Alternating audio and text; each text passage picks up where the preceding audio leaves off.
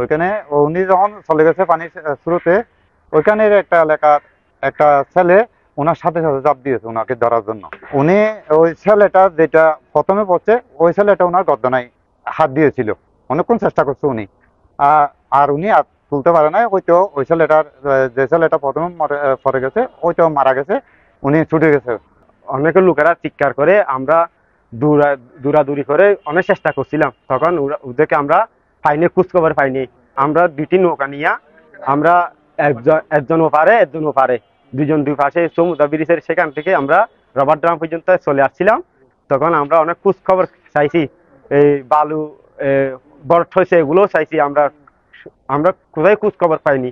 অনেকক্ষণ মানে আজকে পর্যন্ত, আজকে শনিবার পর্যন্ত খোঁজার পর কোথাও পাওয়া যায়নি। কিছুক্ষণ আগে শুনলাম ওই নুনের ছাড়া নাকি ওইখানে একটা ছেলে পাওয়া গেছে। আমরা দেখতে আসছি, দেখলাম ওনার আব্বাকে নিয়ে আসছি, নুরুল কবিরকে।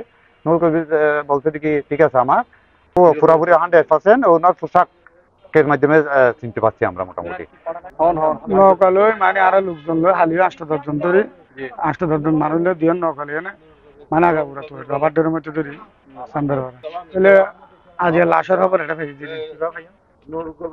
লাশের খবর বিভিন্ন ক্ষেত্রে মোবাইল যে আর সাংবাদিক ভাই খবর ফাটাইছে, আর কুয়ো কল যেটা চাচা আছে এই বিষয়ে জানাই বাবা খবর পাই আর মোবাইলের চাই ওয়ার্কশপ মেশিন ওয়ার্কশপের চাই ক্লিয়ার হয়ে যায়।